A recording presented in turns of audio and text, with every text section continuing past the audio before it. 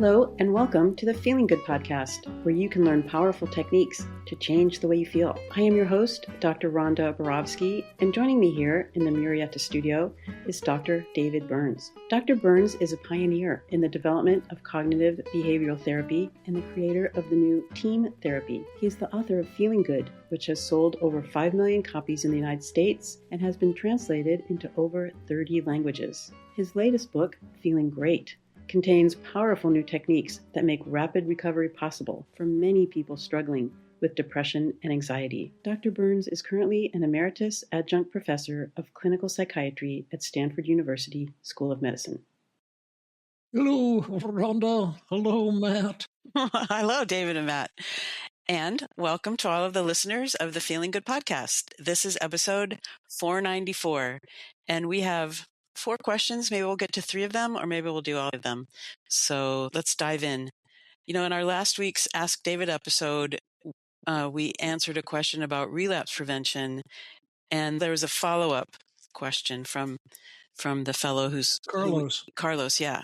So he asked us, when I'm doing relapse prevention, should I use a brand new daily mood log to help me overcome my current negative thoughts when I relapse?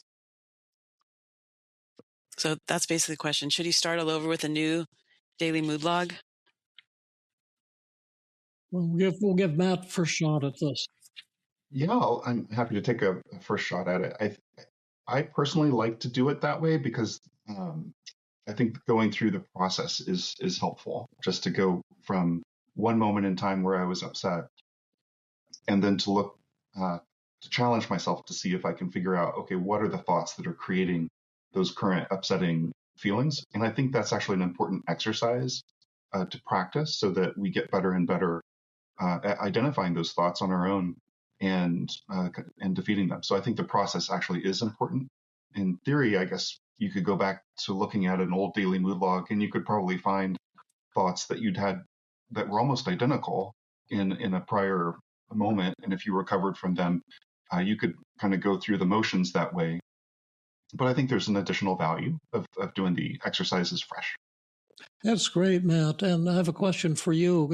Can it come to a point where, let's say you've zapped a familiar negative thought that you've had many times, and you've zapped it many times, and you've written it down and so forth? Can there come a time when you can do it in your head without having to write it down? It's much more challenging in one's head. I think it's a bit like trying to do long division in one's head. We get kind of lost in that process. So I prefer to write it down. I think that's just a safer pathway. But I think it does happen over time where we can start to realize, oh, I'm telling myself this terrible thought, and sometimes there are quick thoughts that can counter it. That there'll be a habit that we develop through frequent practice that will allow us to defeat those thoughts in real time occasionally. Do you think your negative thoughts can become a habit? I think Did you say negative or positive? Oh, I said negative. Yeah. Are your negative thoughts a habit? And then can your positive thoughts become a habit? My sense is yes. My sense is that our thoughts are like habits, that we have a conditioned response when we're stressed to have a certain set of negative thoughts that occur as a habit, and that we can swap that out with a different type of habit with practice over time. What are your thoughts on that, David? I thought you guys did a great job. I'm ready for question number 2. Question 2. Okay. So these are all from Carlos. These 1, 2, and 3. How do I balance Team CBT and life? I've been having a difficult time finding the right balance between being in therapy and living life. Whenever I strictly participate in therapy, I feel good. But then I feel sad that I'm sacrificing other activities in order to do the therapy. Inversely, whenever I do activities and I'm only occasionally involved in therapy, I feel conned by my anxiety, and I feel as if I can't enjoy my activities. Okay, so I'll let you guys have your first shot. I'm not sure I understand the question well enough. Maybe I want to defer to Rhonda. It's kind of confusing because There were two pieces to it. there are two Number pieces to one, that. That I was the love being in first. therapy, but am I too imbalanced doing too much therapy, I guess psychotherapy homework, and not enjoying life? Yeah. And then sometimes when I get involved in a lot of Oh, yeah. fun activities with friends or whatever, I'll get very anxious, and that can kind of sabotage my happiness. Right. Yeah. Yeah, I'll try to come up with a clever answer there. I'm not sure if I completely get it. But yeah, if there's things that he's missing out on, or if it sounds like what he's saying is that he doesn't have enough time in the day to do the therapy that'll help him feel good. And if that's all he does, then he misses out on these other activities. Is that right? Right. How do I balance life with therapy? Yeah. My naturalistic approach is just if I'm ever feeling too bad for too long, I'll sit down with a daily mood log and work it out. And then most of the time when I'm busy doing an activity, my mind is on that thing, and I don't feel terribly depressed if I'm focused on an activity. I might suggest that he try something like pleasure prediction, just to test out whether what he's telling himself right here in the question is true or false.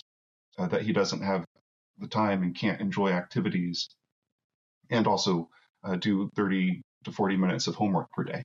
My guess is that he might actually enjoy those activities more than he's predicting. And even enjoying doing the homework. I mean, there may not be a separation between enjoyment of life and life's activities and enjoyment of the process of healing or doing the homework. There's a great deal of overlap between them. Yeah. Wish I had a better answer. What are your thoughts on this one, David? Well, in terms of balancing team, this is I guess, a little bit of an unusual question, but I can relate to it because I had a patient once who, Ramesh, who was very paranoid and had been getting fired everywhere, and he was angry and, severely depressed and anxious. And once he caught on to the therapy that we were doing, he had lost his job, he got fired, and he started doing like daily mood logs, like 8 hours a day. And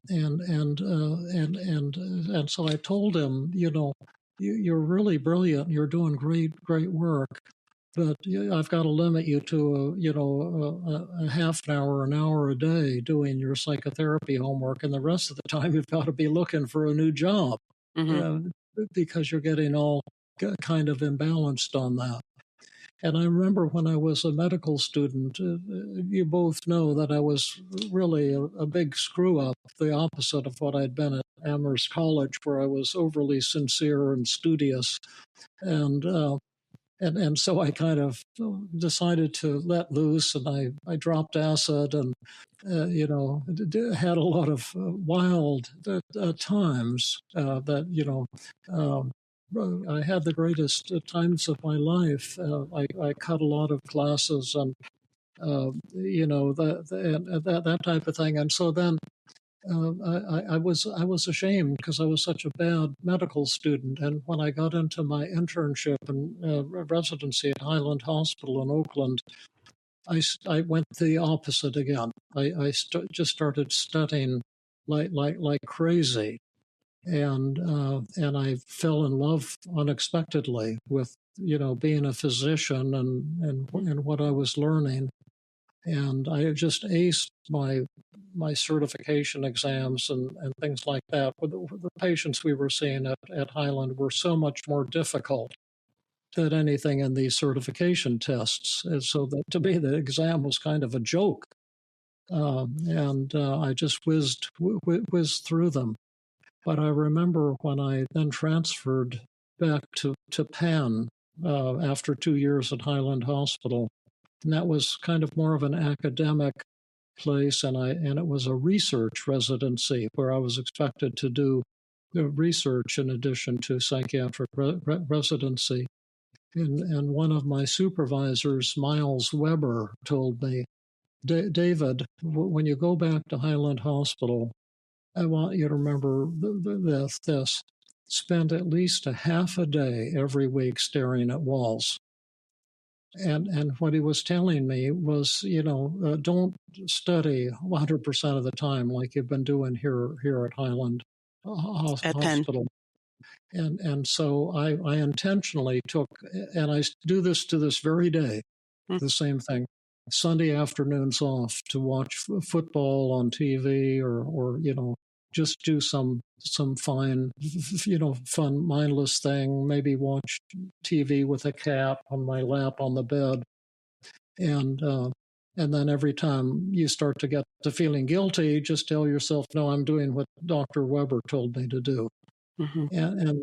And I think that really helped. And then and then what the other thing you said, Carlos, is sometimes when you're doing fun activities, your anxiety gets in the way. Well, there's a cure for that that either Rhonda or Matt can quickly point out. Keep doing it. Doing the what? Keep doing the activity until you're no longer anxious. That's an approach. What's your approach, Rhonda? Well, there's so many things. You have 4 models of treating anxiety, and whatever worked before this relapse, go back to what worked and repeat that. One of your models is the hidden emotion. Look and see if there's another hidden emotion. See if you're stopping yourself from exposing yourself to whatever that monster was that you beat before. Go back to what we were just talking about before, about to another daily mood log.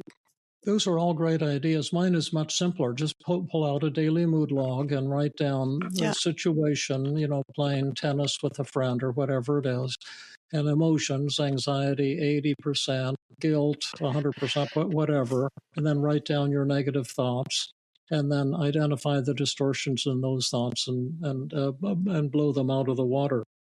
Ready for number 3? Ready for number 3? Okay. Flying through these. Okay. So here's his third question. Can you relapse despite having no apparent issues in your life? I'm currently on Christmas break without much pressure to find a job yet. Despite this, I'm feeling more anxious now than I was when I was in university. How is that possible? Is there perhaps a hidden emotion or a desire that I'm not expressing, regardless of how negative I'm feeling right now? I'm doing my absolute best to stay positive and keep working on myself with Team CBT.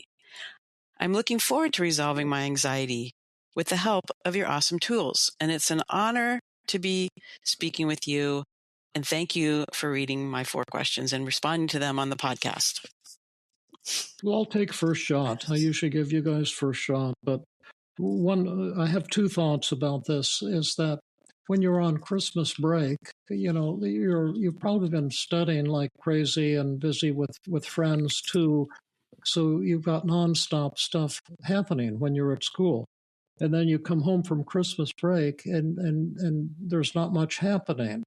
And so you don't have the reward of feeling productive and active, or the reward of doing fun things.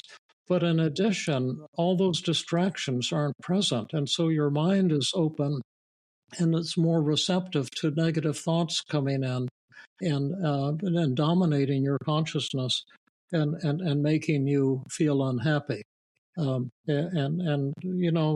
you might just try using a daily mood log and see what you're telling yourself that's making you unhappy.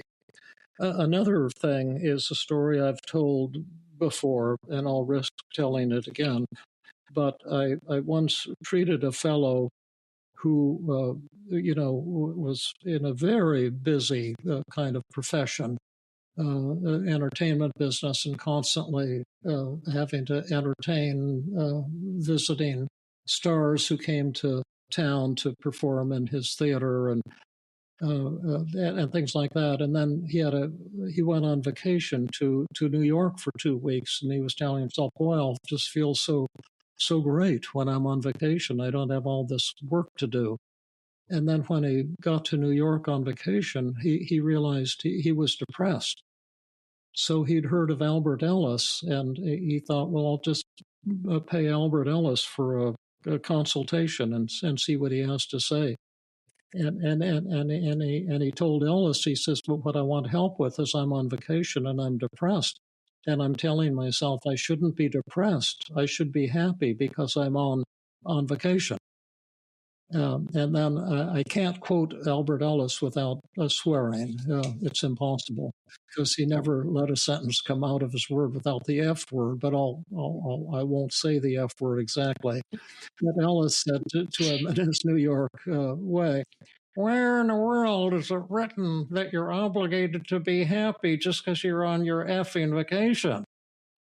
And what he was saying was, you've got a should statement going here saying, I shouldn't feel the way I do. Mm-hmm. And the reason I said that is because, Carlos, you said, I'm trying so hard to stay positive. Well, Ellis was saying, maybe it's okay to be negative sometimes, Mm-hmm. even if you're on vacation. And the problem isn't that you're feeling down, but that you're telling yourself, I shouldn't feel this way. And so a second model for that would be, the acceptance paradox, to stop putting pressure on yourself and give yourself the freedom to be down, to be depressed, to be anxious sometimes. And vacation is certainly a time when you might be especially prone to that. And by that, anyway, that's the extent of my comments for whatever they're worth. I'm especially prone to that on vacation because you don't have the distractions of all the day-to-day things you have to do in life. Is that what you're saying? Yeah. Right.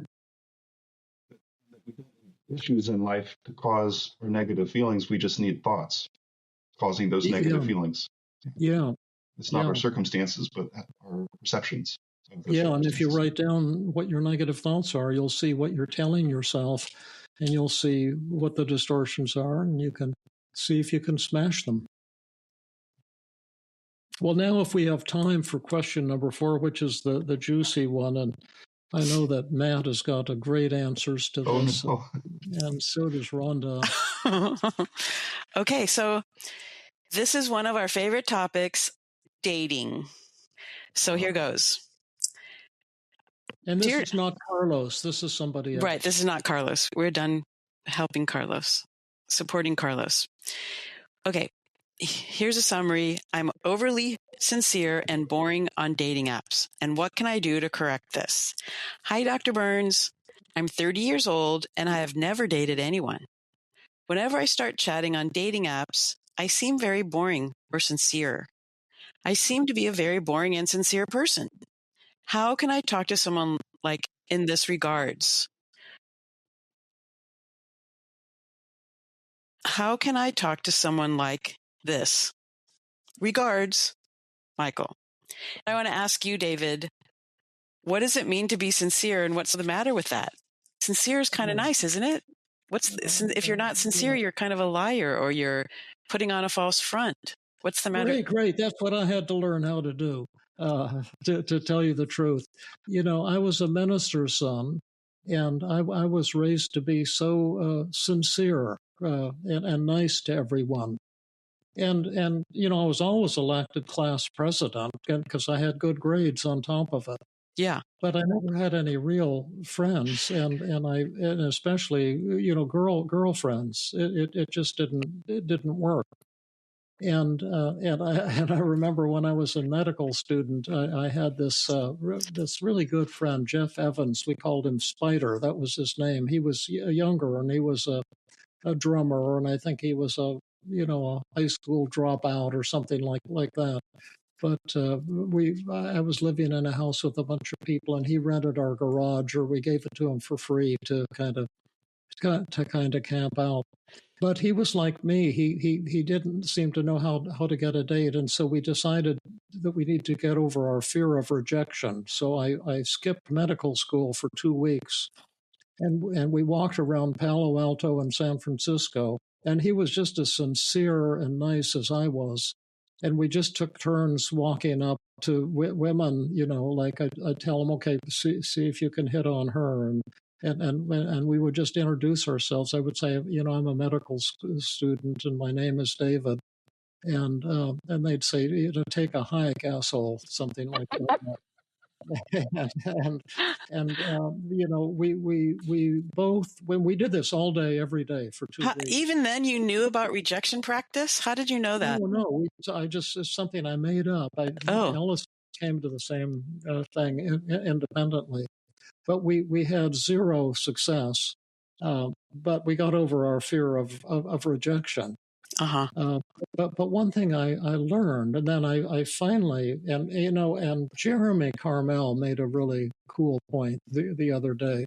He said, people, when I had my clinical practice, 60% of my patients came because of dating problems. They didn't know how to get into the dating scene, or they were divorced and didn't know how to get back into the dating scene. And so I had learned the ropes, because what I did, I went to an expert, because I realized, my gosh, I'm not getting anywhere like this. And I saw this guy in Palo Alto. His name was Michael. I won't say his last name because I haven't been able to locate him to get permission. But we struck up a weird friendship. He was Palo Alto's most notorious hustler. And he was getting laid every day, often 2 or 3 times a day. Wow, stamina. If you want to learn something, you've got to go to an expert. When people have dating problems, they go to a therapist, and then the therapist treats them with whatever form of therapy they've learned, like psychodynamic therapy or cognitive therapy. But the point is, the therapist himself or herself probably is worse than the patient at dating. That's true. We're totally lame at dating, and they're in no position to be training people in how to get laid. Right. They have to laid themselves. And so Michael and I formed a weird friendship. He seemed to admire me because I was a medical student. And I admired him because he had everything I didn't have. It was like a kind of I had what he didn't have, and he had what I didn't have. But he described himself as a mama's boy. And he worked in Bloomingdale's men's department, where they sold the sexiest men's clothing. And so he always dressed up like a male, kind of a lollipop, for women. And his very appearance meant, I'm here for you to play with today. Wow. And we went around, and I would say to him, originally it was a challenge. Let's see if you can pick her up. Let's see if you can pick her up. I know this sounds terrible and will ruin my reputation permanently. Well, you definitely sound like when you were in medical school, you were kind of like a spark plug, Well, yeah. And I wasn't learning anything worthwhile in classes, so I thought, well, I'll see what I can learn on the streets of Palo Alto. And I learned a lot there. But he was, well, people will hate me for saying this, but he was like a sex magician, you might say. I saw, like in Palo Alto, 2 women talking on a street corner, and they were talking about Michael M. And they were talking about what a horrible human being he was. And one of them was saying, all that guy cares about is sex. And the other one said with disgust in her voice, I wouldn't touch that guy with a 10-foot pole.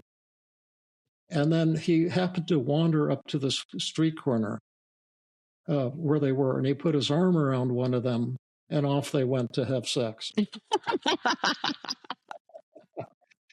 and it really taught me something that I wasn't aware of, is that the nice, sincere boys, don't get to have babies.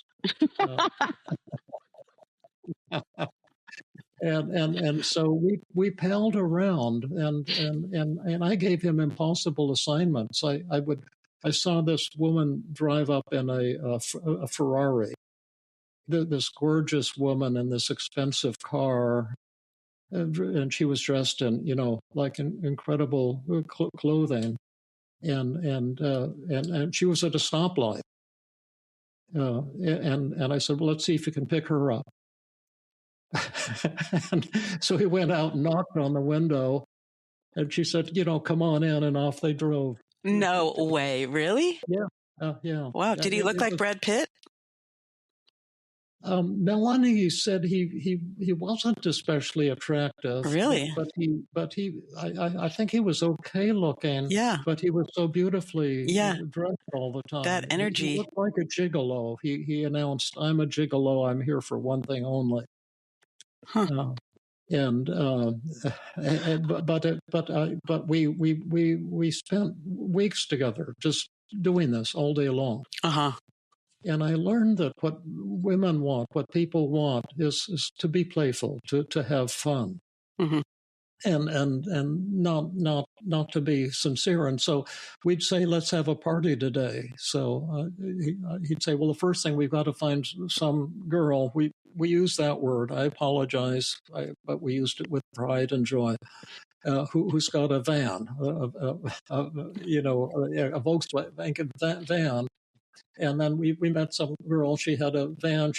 We said, we want to go party up in the hills. You want to join us? And can we use your van? And we'll drive around Stanford and just pick up some people.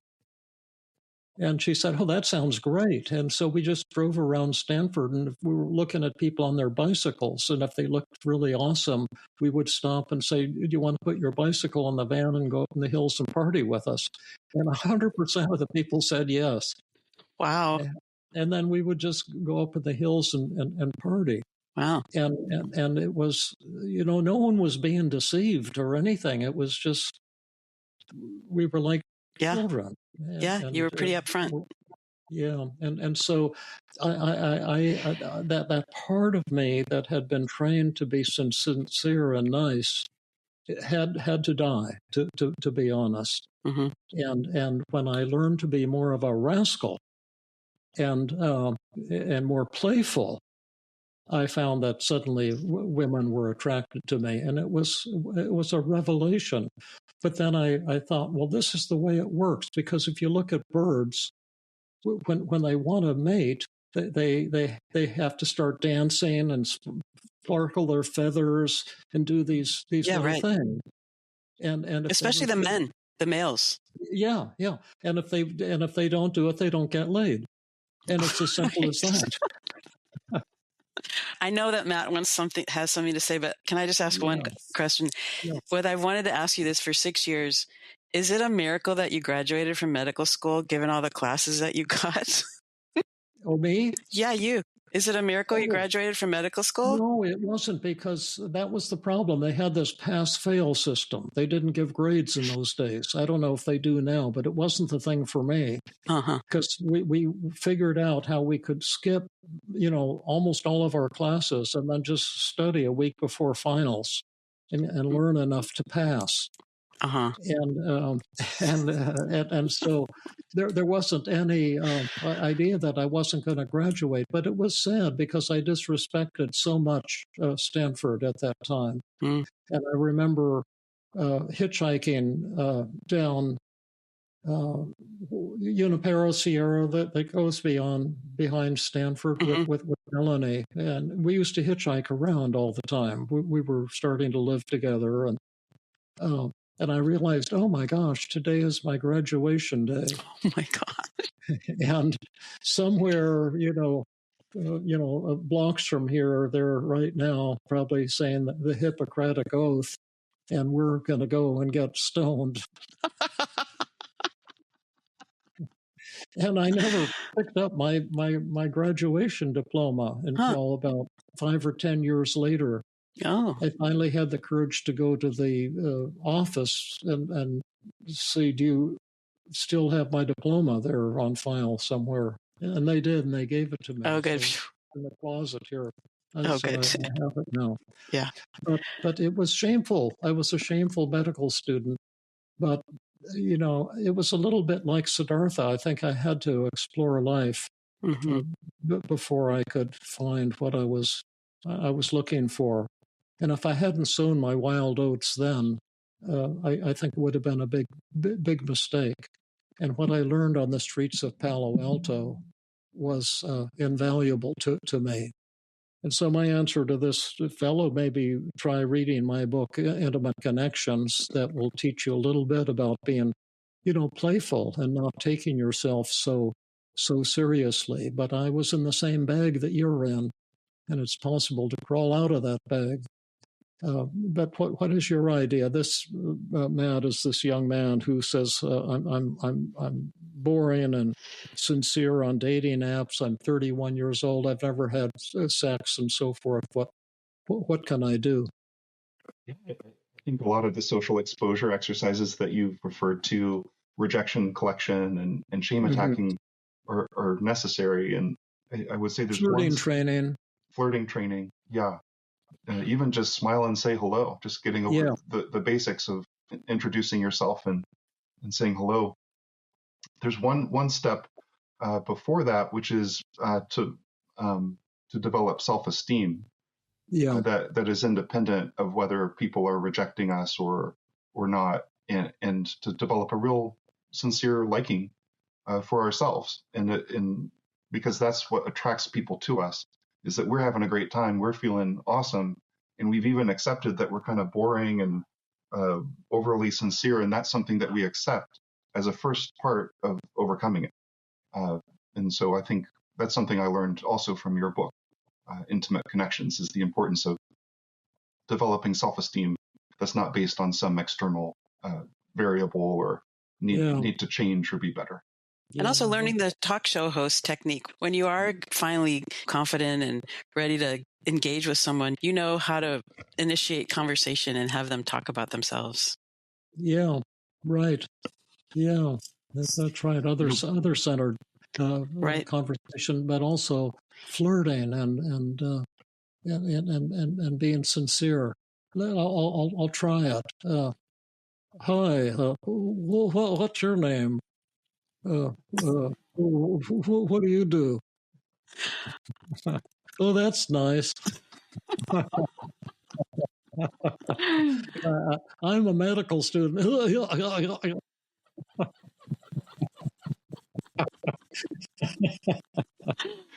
You're sharing your magic with us now, David. Yeah.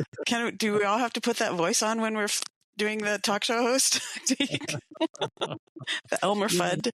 You can put on whatever goofy voice you want. I'll just tell one last vignette to, when I was breaking out of my sincere phase. And I've told this before, but I just love telling the story. But I was determined. I was dressed up, in one of these outfits that Michael had me get at Bloomingdale's, and I was dressed like my own version of a male lollipop. And there was a place on University Avenue in Palo Alto near Stanford, and it was a kind of a bar. It was next to the mid-community coffee house where the hippies kind of went, and then this was where the more the underworld types went, but it wasn't a black and white thing. So I thought I think I'll just stand there in the entrance. And the next young woman that walks in, no matter what, I'm going to say something, flirtatious. I'll give her a compliment. And I was just, that's what I'm going to do. I'm not going to be serious. I'm not going to be sincere, type of thing. And I didn't pay attention, but the next group that walked in was a group of Hell's Angels who had just roared up on their motorcycles. And they had this young lady with them, and she was like dynamite, to excuse the expression, to look at, and she was just wearing a T-shirt with no bra, and it was quite prominent and bountifully blessed that she was. And I remember I'm supposed to say something flirtatious to her. And so I blurted out, that's really a cute blouse that you're wearing. And it was just a totally stupid and lame thing to say. And she was with these glaring Hell's Angels, Wow. which I hadn't noticed. And she suddenly put her arms around me and pressed her hips against me and started gyrating. Oh, my God. She said, "Oh, you're so cute. You're so sweet. I just love what you said." And then she drifted, then kind of let go. It was like, good Lord, what's happening here? Yeah. And then they drifted off and got their pitchers of beer. And I thought, gosh, that was kind of a learning experience right there, And What did you learn from that, David? Well, I learned you don't have to be afraid of the Hell's Angels. You don't have to be afraid of your sexuality. You don't have to be sincere. Right. You don't have to be following the rules. I think the Hell's Angels thought, gosh, this guy is kind of awesome. And Michael told me he would often go up to a group of Hell's Angels and just snatch one of their women and go off and have sex with her. He wasn't afraid of anybody. Wow. And maybe that's why you can't find him, because he's no longer alive. Yeah, that could be. Yeah. Wow. Those were awesome, fun stories. Yeah, firecracker, not spark plug. There's other stories that are even wilder that when we're not on recording. I'll tell you guys if you want. But you definitely were a firecracker. The happiest times of my life. Mm-hmm. It was like being born for the first time and getting rid of my identity. Mm-hmm. And that's when I realized that you don't have a self.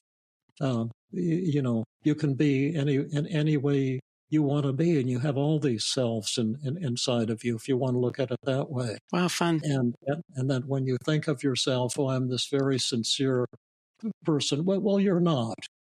I was acting sincere, but I wasn't, because I was being phony. I want to get laid, and I was keeping it a secret. And I thought, women will get mad at me or something like that. But I found it was just the opposite. Matt? I don't have much to add to that. That was pretty amazing. I'll be a little bit boring and sincere just by saying I think, and this was on another podcast with Jacob Towery, that one of the rules we always want to follow is enthusiastic consent, making sure that whatever's happening is something both people are agreeing to and very comfortable with. That's my boring and sincere comment. Oh, Matt, thank you so much for adding that. We're having fun with this discussion, and it's always really important to talk about consent. So I really appreciate you for bringing that up. Yeah. That's important to remember. Absolutely.